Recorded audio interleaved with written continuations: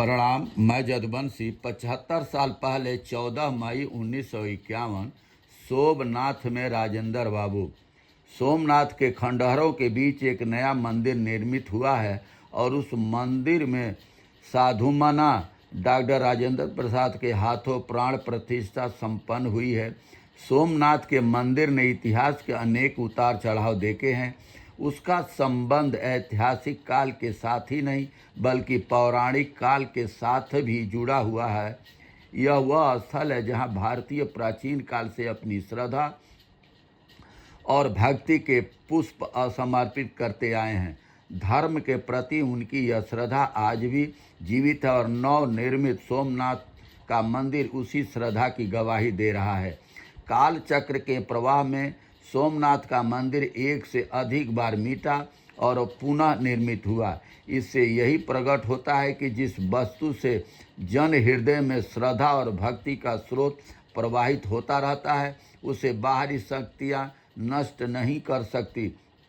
राजेंद्र बाबू ने कहा है, सोमनाथ का यह मंदिर आज फिर अपना मस्तक ऊंचा करके संसार के सामने यह घोषित कर रहा है कि जिसे जनता प्यार करती है, जिसके लिए जनता के हृदय में अक्षय स्नेह और श्रद्धा है, उसे संसार में कोई नहीं मिटा सकता। जब तक इसका आधार जनता के हृदय में बना रहेगा तब तक यह मंदिर अमर रहेगा। सोमनाथ भारतीय संस्कृति का प्रतीक है और भारतीय संस्कृति का एक मुख्य एण धार्मिक सहिष्णुता है। हिंदू धर्म अपनी उदारता के लिए हमेशा प्रसिद्ध रहा है। उसके अनुसार यह आवश्यक नहीं है कि परमात्मा की उपासना सब लोग एक ही तरीके से करें।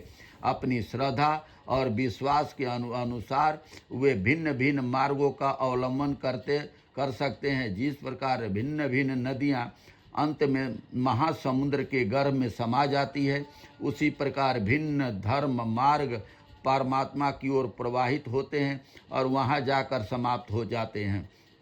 अतः मनुष्यों को अपनी आस्था पर कायम रहते हुए अन्य धर्मों के प्रति आदर और सहिष्णुता की वृत्ति रखनी चाहिए। धार्मिक असहिष्णुता और कट्टरता ने धर्म के नाम को कलंकित किया है। गांधी जी ने इसीलिए सब धर्मों के प्रति आदर भाव रखने की शिक्षा दी थी और राजेंद्र बाबू ने सोमनाथ मंदिर की प्राण प्रतिष्ठा करते हुए भारतवासियों से अनुरोध किया है कि हमारे देश में जितने भी संप्रदाय और समुदाय हैं उनके प्रति आदर का व्यवहार हो। मगर आज 75 साल बाद भी 2026 में भी यह कट्टरता इस तरीके से हावी है कि धर्म विशेष के व्यक्तियों को निशाना बनाया जाता है और हमारे पिछड़े दलितों के साथ आज भी अत्याचार कायम है। जबकि संविधान ने धर्म निरपेक्षता में के आधारित है और संविधान ने सबको